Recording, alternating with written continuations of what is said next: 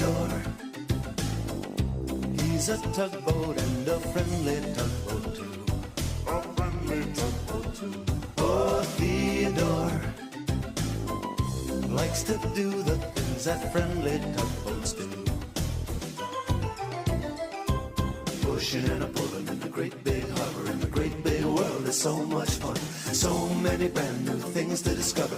Waking with the sun, gotta get the job done. Oh, Theodore and Emily, Bodak, Hank and George, and the harbor master too. Here she comes, Theodore said to himself. He could see Emily coming towards the big harbor, pulling a ship. "Hello, Emily," he shouted. "Hello, Theodore," called Emily. "It's nice that you're waiting for me." Emily had been away on an adventure. She'd been out in the ocean to rescue the ship she was pulling. "Tell me everything that happened, Emily," said Theodore as he floated up alongside her. "Did you visit any great places?" "Not really," replied Emily. "You always have to go straight to the ship when you're on a rescue mission." "Oh, sure, I know," said Theodore. "Tell me about the ship, Emily." "She broke a propeller on a giant iceberg," said Emily, "so she couldn't move by herself." "It must have been really hard to pull her all this way," said Theodore. "It was," Emily replied, "but I had my extra strong towing cable." "You always have to bring an extra strong towing cable on a rescue mission." "Sure, I know," said Theodore impatiently. "But tell me, Emily, what else happened?" "Well," continued Emily, "a big storm came up. Well, that's why I took so long to get home. You have to go really slow when you're pulling a ship through a storm." "I know," said Theodore. Oh, it's gonna be one of those episodes, is it? One character claims they know everything and the rest is history. If that doesn't spell out disaster, I don't know what does. But despite all these tips that Emily feeds off, Theodore's ticked off because, well, he's never been on a rescue mission. More or less, he's even more annoyed at the fact that Emily is already telling him things he so desperately claims he already knows about being safe. Yeah, that'll come back to bite him in the bumpers. Well, it turns out Theodore would get his chance when the dispatcher assigns him the job of rescuing Digby the following morning. "Theodore, I think you might be able to go on this rescue mission. Do you think you can do that?" "Yes, I know how," shouted Theodore, almost before the dispatcher had stopped talking. "I want you to go straight there," cautioned the dispatcher. "Do not dawdle." "Sure, I know," said Theodore. "And take an extra strong towing cable." "I know," said Theodore. "And," concluded the dispatcher, "go slow. You take your time." "I know," said Theodore, already turning from the dock. "Theodore," called the dispatcher. "I know," shouted Theodore. "Theodore, your tow rope is still tied to the dock," the dispatcher said. The other tugs all laughed. "I knew that," said Theodore quietly. Okay, that was pretty funny. Seems like that over-eagerness is exactly what's going to get little Theodore here in trouble. And I hate to do this, but I think it's time we start counting the strikes. Considering the fact that he wasn't properly listening to the dispatcher and just tried to rush away from the dock. Strike one. So after all that, Theodore is now on his way to rescue Digby, but instead of going straight to the cable ship, he then floats out towards the open ocean, where he then runs into more trouble. "Maybe I'll just go out a little bit," he thought. He turned towards the open water. Theodore was so excited he could feel his engine pounding deep in his hull. Galumpa, galumpa, galumpa. It seemed the further he went, the louder his engine pounded. The whitecaps on the water looked as if they were just waiting for him to splash through. "Yikes!" cried Theodore. "What was that?" A great whoosh of wind hit him. "A storm must be coming," he gasped. And then he realized that he'd been drifting and dreaming, and meanwhile a winter storm was roaring in from the cold north. It was then Theodore remembered the dispatcher's warning. "Go straight to Digby." Theodore turned towards the cove where Digby was stuck. "I hope I'm not too late to save Digby." Oh, strike two, Theodore. Daydreaming when you were supposed to go straight to Digby. Good job, dude. Well, the rescue was about to get a lot harder now, and by the time Theodore reached the cove where Digby was stuck, the storm was really starting to kick up. "Digby! Digby!" he cried. "Where are you?" Here I am, Theodore. a small voice replied. Digby was stuck up on a sand spit near some sharp rocks. The storm battered into the small ship and made him reel and rock this way and that. The waves were washing all over his deck. Well, what took you so long, Theodore? Said Digby. I thought you was coming straight here. I'm halfway to drown. If I had done what the dispatcher said, thought Theodore, I would have come straight here, before this storm. It was too late now. Theodore had to save Digby, storm or no storm. Well, it's just as you pointed out. If you had done what the dispatcher had told you to do in the first place, you'd probably be done by now. But hey, if that happened, this story would be done quicker than a regular Thomas episode. Well, storm or no storm, it was now time to rescue Digby. But how good will it go? Don't worry, I'll rescue you, Theodore shouted boldly. I know what to do. Theodore got as close to that dangerous sand spit as he dared go with those woeful waves crashing down around him, and he tied his tow rope onto Digby. Get ready, called Theodore, and he gave a mighty tug on his rope. Nothing happened. Digby barely budged. You really are stuck, frowned Theodore. I was out here laying this here cable of mine, Explained Digby. and not watching where I was going like they told me to do. Ran right up on this gibberty spiggity sandspit. Broke my propeller, too. Okay, but other than laying down your cable, what the hell were you doing else that made you not pay attention? Ah, Digby, we love you, but you are such a klutz sometimes. Well, as we saw, Theodore couldn't budge him the first time. So he tried again. And then more trouble came into the picture. Theodore, cried Digby, your tow rope is after snapping on you. It was a sight that made Theodore's heart sink. His tow rope was about to break. He had to stop pulling Digby. All my barnacles and me bumpers, cried Digby. What are we going to do now, Theodore? I know, shouted Theodore. I'll use my extra strong towing cable. And where might that be? Called Digby. And that's when Theodore remembered. He didn't have his extra strong towing cable. He had forgotten to bring it.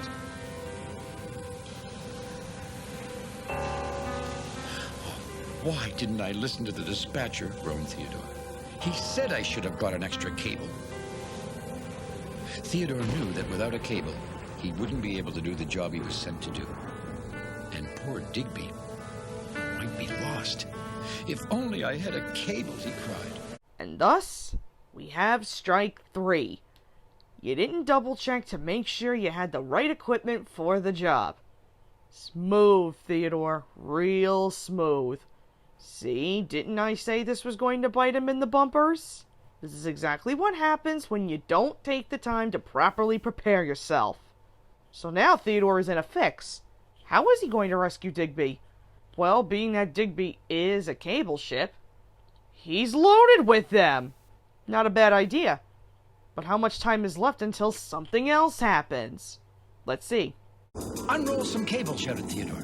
Theodore knew he'd have to float in just the right place to catch Digby's cable. In that dreadful storm, he'd only have one chance. One chance to save Digby. Now, cried Theodore. Let your cable go! The cable went snaking out from Digby. Theodore turned some more. His anchor swung around. His engine seemed to skip a beat, then... You did it, Theodore. You did it. Theodore had caught the cable with his anchor. Hang on, Digby, called Theodore.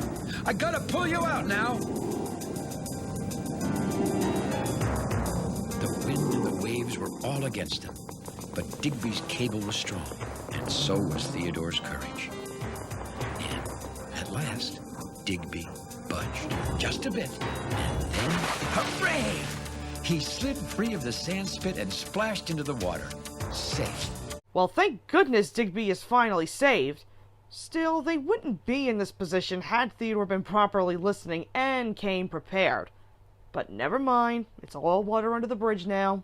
So now it was time to bring Digby back home. But with the storm kicking up the choppy waves, Theodore ran into yet another bump in the road. or water, so to speak. I better go as fast as I can before this storm gets worse, he said to himself, and he turned his engine up full. But it seemed the faster Theodore tried to go, the harder it was to pull Digby. Digby wobbled this way and that on the end of his cable, just like a yo-yo on a string.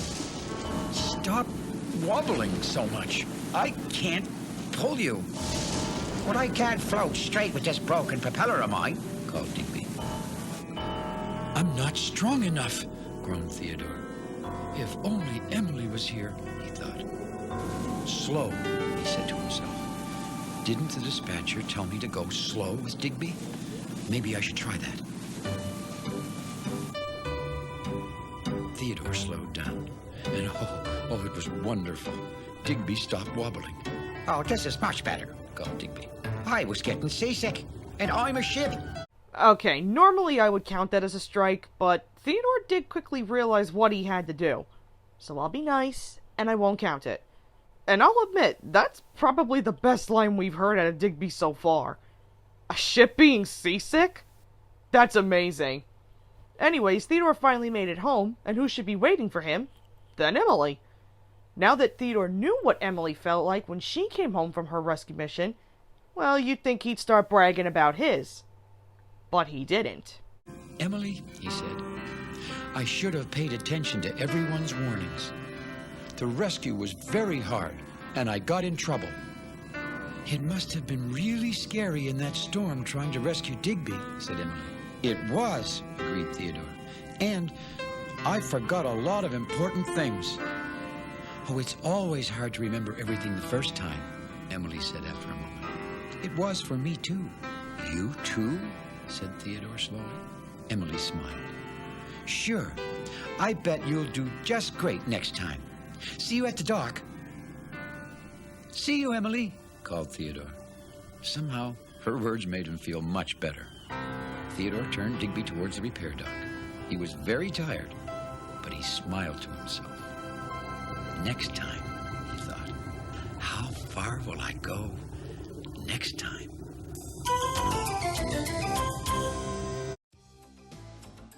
And that concludes Theodore to the Rescue. Now this is how you kick off Season 3. Little stumped as to why you wouldn't want this as the first episode. It's a banger! While I did point out that I would consider this as some sort of a 3-strike rule plot, it doesn't make it a bad episode, far from it. In fact, I think it's one of the show's best. The story itself might sound a tad cliche to some, as it looks like it was directly pulled from Thomas, just stretched out on a longer time limit. And I'll admit, the behavioral traits with Theodore do kind of match up to Thomas in a way. However, when you think about it, you can only do so much with Thomas without having something sound so forced in, like all the life lessons within the 4-minute time. But in this, the story actually flowed so well to where Theodore realized why he screwed up, and it actually gave him a chance to redeem himself. Which is what made the rescue more exciting to watch. Better yet, that's why I believe it made the episode all the more enjoyable. And even the moral is a nice touch to hold things up.